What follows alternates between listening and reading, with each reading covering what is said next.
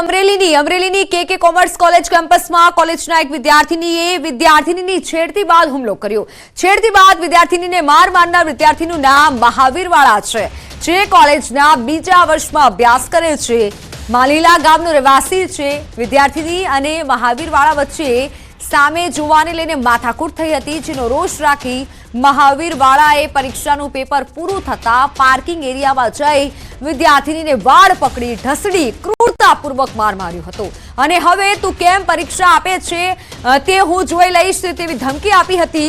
એટલું જ નહીં, મહાવીર વાળાએ વિદ્યાર્થીનીને બચાવવા વચ્ચે પડેલી એક અન્ય વિદ્યાર્થીનીને પણ છેડતી કરી હતી અને સમગ્ર ઘટનાના જે ફૂટેજ છે તે સામે આવ્યા છે। સીસીટીવી કેમેરામાં સમગ્ર ઘટના કેદ થઈ છે।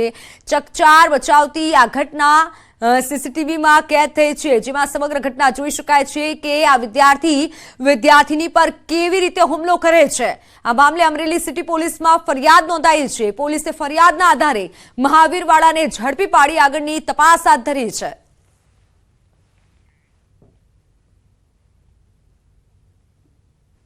મહાવીરસિંહ વાળા અને એક વિદ્યાર્થીને સામું જોવા બાબતે માથાકૂટ આગલા દિવસે થઈ હશે, તો એ દિવસે મેં વિદ્યાર્થીને બોલાવી સમજાવ્યો હતો। એ વિદ્યાર્થીએ બાંયધરી આપી હતી કે હવે એ વિદ્યાર્થીની સાથે મારે કાંઈ છે નહીં અને હું એને કાંઈ કરું નહીં।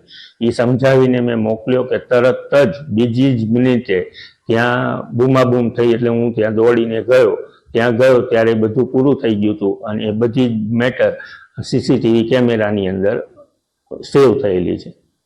જ્યારે પરીક્ષાનું વિદ્યાર્થીની વાંચતી હતી ત્યારે તેને અટકાવી ધમકી આપી અને તું કઈ રીતે પરીક્ષા આપે છે અથવા તો તને ઘરે નહીં જવો, આવી ગુનાહિત ધમકીઓ આપી તેના વાળ પકડી તેને ધક્કો મારી અને એની સાથે છેડતી કરેલ। આ સમગ્ર ઘટના કોલેજના સીસીટીવી કેમેરામાં રેકોર્ડ થઈ છે, જે બાબતે અમરેલી શહેર પોલીસ સ્ટેશનમાં ગુનો દાખલ કરવામાં આવેલ છે। આરોપીને અટક કરવામાં આવેલ છે અને આગળ તપાસ કાર્યવાહી ચાલુ છે। તો વડોદરામાં બાલાજી હોસ્પિટલની એક ઘોર બેદરકારી સામે આવી છે। હોસ્પિટલમાં ડિલિવરી માટે લાવવામાં આવેલી મહિલા અને બાળકનું મોત નીપજ્યું છે। ગોત્રી વિસ્તારની અંકિતા બરવા નામની મહિલા 21 તારીખથી દાખલ હતી। હોસ્પિટલમાં દાખલ થયા પછી તબીબે કોઈ પણ રૂટીન ચેકઅપ કર્યા ન હતા।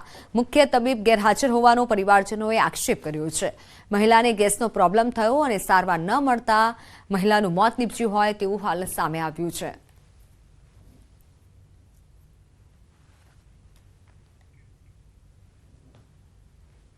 रात को उनकी तबीयत बिगड़ गई, कोई भी स्टाफ ही सिर्फ था, डॉक्टर्स नहीं थे। उनको डॉक्टर भी मंडे को इवनिंग में यहाँ पे आई है, वो बाहर गए थे तो यहाँ पे आए थे, तो उनको एक बार भी राउंड लेना चाहिए था, जो नहीं लिया है उन्होंने। હવે રાતના 2 વાગે એમને ગેસ્ટ્રાઇટિસ થઈ, બરાબર। એક તો બિગ બેબી હતું પ્લસ જમવાનું, એટલે જે પ્રેગ્નન્સીના પહેલા 3 મહિનામાં અને પાછળના 3 મહિનામાં ગેસ્ટ્રાઇટિસ થાય એટલે પેટમાં ભારેપણ થાય, એટલે અમે એમને સિરપ આપી, જે મ્યુટેન્જેલ કહેવાય, એન્ટાસિડ, બરાબર। મ્યુટેન્જેલ આપી અને પેન્ટોસિડનું ઇન્જેક્શન આપ્યું। તો સુરતમાં આયુર્વેદિકના નામે નશાકારક ગોળીઓની હેરાફેરી કરતા એક વ્યક્તિની એસઓજીએ અટકાયત કરી લીધી છે। પોલીસે આરોપી પાસેથી નશાકારક ગોળીઓ સાથે કુલ 6.5 લાખથી વધુનો મુદ્દામાલ પણ જપ્ત કર્યો છે। પોલીસ તપાસમાં જાણવા મળ્યા પ્રમાણે આયુર્વેદિક ઔષધિઓનો ઉપયોગ ગોળીઓમાં થતો હોવાથી તેનાથી થોડો નશો થાય છે, જેથી પૈસાની લાલચે ગોળીઓનું વેચાણ કરિયાણા માલિકને આપવા જતો હતો। પોલીસે વધુ તપાસ માટે ગોળીઓ એફએસએલમાં પરીક્ષણ માટે મોકલી આપી।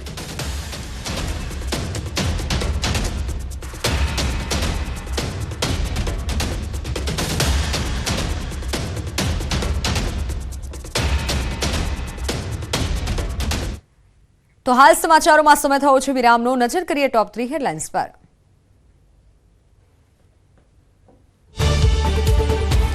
સુરતમાં મુંબઈ ક્રાઇમ બ્રાન્ચનું આજે પણ સર્ચ ઓપરેશન। 24 કલાકમાં દયા નાયકની ટીમે કરી હથિયારોની શોધ, એક પિસ્તલ, મેગેઝીન જપ્ત। વાપીમાં આપ નેતાનો પ્લાન, ભાજપ અગ્રણીના ઘરે પડાવી ધાડ, પ્લાન થયો નિષ્ફળ, પકડાયા 9 આરોપીઓ। દાહોદની ધાડપાડુ ગેંગનો ખુલ્લો ગુનાહિત ઇતિહાસ। કચ્છ ભુજના કુકમા ગામે સામૂહિક આપઘાતથી અરેરાટી, માતાએ 2 સંતાનો સાથે ટૂંકાવ્યું જીવન। આપઘાતનું કારણ હજુ અકબંધ।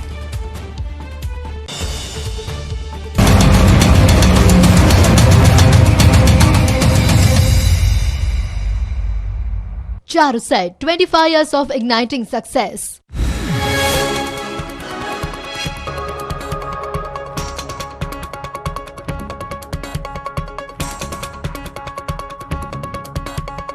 Charuset, 25 years of igniting success. હતું જો કે આખરે મધુભાઈએ હવે દીકરી સાથે પોતાનું પણ ફોર્મ પરત ખેંચી લીધું છે અને કોંગ્રેસના ઉમેદવારનું ખુલીને સમર્થન કરવાની જાહેરાત કરી દીધી છે. ક્ષત્રિય સમાજ માટે સુરત લોકસભા બેઠક પર છેલ્લા 2 દિવસથી ચાલી રહેલા રાજકીય ડ્રામાનો આખરે અંત આવ્યો. નિલેશ કુંભાણીના ફોર્મ રદ થવાથી શરૂ થયેલો નાટકીય ઘટનાક્રમ આખરે મુકેશ દલાલની જીત સાથે પૂર્ણ થયો. કુંભાણીના ઠેકેદાર બનેવી, ભાણીઓ અને ભાગીદાર ચૂંટણી અધિકારી સમક્ષ હિયરિંગમાં હાજર જ થયા નહીં અને આખરે ફોર્મ રદ થયું. જોકે ફોર્મ પરત ખેંચવાના છેલ્લા દિવસે પણ ભારે રસાકસીના અંતે તમામ 8 અપક્ષ ઉમેદવારોએ ફોર્મ પરત ખેંચ્યા, જેના કારણે સુરતમાં મુકેશ દલાલનો ઇતિહાસ સર્જતા જોવા મળ્યા અને મતદાન વગર જ ભાજપને પ્રથમ બેઠક મળી ગઈ. જીત બાદ મુકેશ દલાલ પાટીલ સાથે મુલાકાત કરી. CR પાટીલે પણ મુકેશ દલાલના અભિનંદન આપ્યા. મહત્વનું છે કે સુરત લોકસભા બેઠક પર છેલ્લા 2 દિવસથી ચાલી રહેલા રાજકીય ડ્રામાના અંતે રવિવારે બપોરે ચૂંટણી અધિકારી ડોક્ટર સૌરભ પારગીએ કોંગ્રેસના ઉમેદવાર નિલેશ કુંભાણીનું ફોર્મ રદ જાહેર કર્યું. કુંભાણીના ઠેકેદાર બનેવી, ભાણીઓ અને ભાગીદાર ચૂંટણી અધિકારી સમક્ષ હિયરિંગમાં હાજર જ થયા નહીં. બીજી તરફ ચૂંટણી અધિકારીએ કરેલી તપાસમાં ત્રણેય ઠેકેદારોની અસલ સહી ઉમેદવારી પત્રમાં કરેલી સહી સાથે મેચ થઈ નહીં. એટલું જ નહીં, ઠેકેદારને ધાકધમકી કે દબાણ પણ કરવામાં આવ્યું ન હોવાનું તપાસમાં ફલિત થતા ફોર્મ અમાન્ય જાહેર કરાયું. આજે ફોર્મ ખેંચવાનો છેલ્લો દિવસ હતો ત્યારે સુરત બેઠક પર ભાજપના ઉમેદવાર મુકેશ દલાલ બિનહરીફ થયા છે. ગુજરાતમાં અને દેશમાં પહેલું કમળ ખીલ્યું છે તે હું આદરણીય વડાપ્રધાન શ્રી નરેન્દ્રભાઈ મોદી સાહેબના કમળ ચરણોમાં અર્પણ કરું છું. 100% લડવાના અને જીતવાના દાવા કરનારા મધુ શ્રીવાસ્તવે પાછી પાની કરી લીધી. 18 એપ્રિલે ફોર્મ ભરી આવ્યા પણ છેલ્લા દિવસે જઈને પાછું ખેંચી લીધું. ફોર્મ પરત ખેંચ્યા બાદ શ્રીવાસ્તવે દાવો કર્યો કે ક્ષત્રિય સમાજના સમર્થનમાં તેમણે ફોર્મ પરત ખેંચ્યું છે. હવે તેઓ કોંગ્રેસના ઉમેદવાર કનુભાઈ ગોહિલનું સમર્થન કરશે. ન માત્ર મધુ શ્રીવાસ્તવ પરંતુ તેમની દીકરી નીલમે પણ ફોર્મ પાછું ખેંચી લીધું છે. 18 એપ્રિલે જ્યારે પિતા પુત્રી ફોર્મ ભરવા પહોંચ્યા ત્યારે દાવો કર્યો હતો કે વાઘોડિયા અમારું ઘર છે, જે અમે 11 મહિનાના ભાડા કરાર પર આપ્યું હતું. જો કે આખરે મધુભાઈએ હવે દીકરી સાથે પોતાનું પણ ફોર્મ પરત ખેંચી લીધું છે અને કોંગ્રેસના ઉમેદવારનું ખુલીને સમર્થન કરવાની જાહેરાત કરી દીધી છે. ક્ષત્રિય સમાજ માટે હું જ્યારે બી ચૂંટણી વાઘોડિયામાં લડ્યો છું,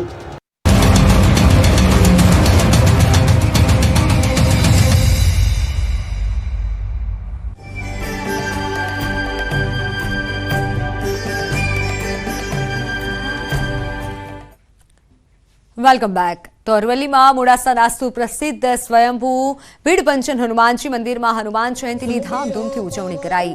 સાકરિયા ગામે આવેલી સુતેલા હનુમાન દાદાની પ્રતિમા હાલ આ મંદિરનું નવનિર્માણ થઈ રહ્યું છે અને તેમાં અયોધ્યામાં રામ મંદિરના પથ્થરો જેવા જ પથ્થરોનો ઉપયોગ થઈ રહ્યો છે.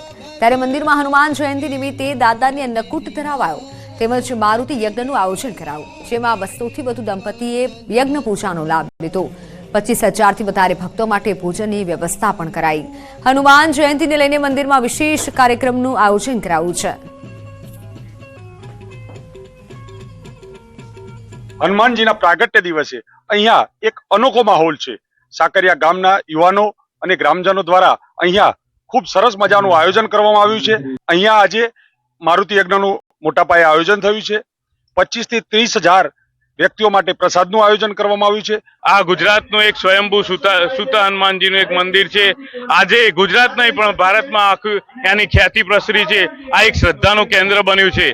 જેમ અયોધ્યામાં રામ મંદિર બન્યું તેમ અહીં પણ મંદિરનું નવનિર્માણ થવા જઈ રહ્યું છે. એ જ પથ્થરોથી, એ જ બંસી પાડપુર પથ્થરોથી આ મંદિરનું નવનિર્માણ થવા જઈ રહ્યું છે. ત્યારે આખું ગુજરાત આનંદની લાગણી અનુભવે છે. મોડાસાના સાકરિયા ખાતે ભીડભંજન દેવ મંદિર ખાતે હનુમાન જયંતીની ઉજવણી કરવામાં આવી રહી છે. ભગવાન જે સુતેલા હનુમાનજીનું જે મૂર્તિ છે, દેશમાં આ બીજા નંબરની મૂર્તિ છે. ઔરંગાબાદ બાદ અહીંયા જે પ્રકારે સાકરિયા મંદિર ખાતે આ મૂર્તિ છે. અન્નકૂટનો પ્રસાદ ભગવાનને ધરવામાં આવ્યો છે, ચોકલેટો ધરવામાં આવી છે, કારણ કે ભગવાનનો જન્મદિવસ છે. ભક્તોમાં એક ભાવ છે, ખાસ કરીને જે ભાવ છે, ભાવને દર્શાવવાની કોશિશ કરવામાં આવી છે અને જોઈ શકાય છે કે તમામ પ્રકારનો જે અન્નકૂટમાં પ્રસાદ મૂકવામાં આવ્યો છે, ભગવાન પ્રત્યેનો ભાવ પ્રકટ કરવામાં આવી રહ્યો છે. અને હનુમાન જયંતિ નિમિત્તે ભક્તો મોટી સંખ્યામાં ઉમટી રહ્યા છે. સાથે જ મારુતિ યજ્ઞનું પણ અહીં આયોજન કરવામાં આવ્યું છે. 200થી વધુ યુગલો હોય બેઠા છે આયોજનમાં. અને ખાસ કરીને આ યજ્ઞ દ્વારા જે સુખ શાંતિ રહે તેવા સંજોગોમાં ખાસ કરીને મંદિર ટ્રસ્ટ છે તેમના દ્વારા પણ જે આયોજન કરવામાં આવ્યું છે. સાથે જ આ મંદિર નિર્માણમાં જે પથ્થરો વપરાઈ રહ્યા છે તે અયોધ્યા મંદિરમાં વપરાયેલા જે મંદિરના જે પથ્થરો છે તેના આર્કિટેક્ટ દ્વારા આયોજન કરવામાં આવ્યું છે અને સુપ્રસિદ્ધ અહીં યાત્રાધામ બનવા જઈ રહ્યું છે તેવા સંજોગોમાં હજારો ભક્તોની ભીડ અહીં ઉમટી રહી છે. હાર્દિક પટેલ, ન્યૂઝ 18 ગુજરાતી, અરવલ્લી. હનુમાન જયંતિના ખાસ અવસરે સાળંગપુરમાં કૃષ્ણભંજન હનુમાન દાદાને અન્નકૂટ ધરાવાયો. હનુમાન દાદાને અલગ અલગ પ્રકારની મીઠાઈઓ અન્નકૂટમાં ધરાવવામાં આવી. અન્નકૂટના દર્શન કરી ભક્તોએ ધન્યતા અનુભવી. ચૈત્રી પૂનમના દિવસે શક્તિપીઠ અંબાજીમાં ભક્તોની ભીડ ઉમટી. ચૈત્રી પૂનમના અવસરે મા અંબાના દર્શનનું વિશેષ મહત્વ હોય છે. લોકો પોતાની માનતા પૂરી કરવા અહીં આવી અને માની આગળ શીશ ઝુકાવી ધન્યતા અનુભવે છે. મોટા પ્રમાણમાં પદયાત્રીઓ પગપાળા યાત્રા કરી સાથે ગરબે લઈ આવી અને માતાજી એટલે કે અંબાજીમાં પહોંચે છે. અંબાજીના માર્ગો જય જય અંબેના નાદથી ગુંજી ઉઠે છે.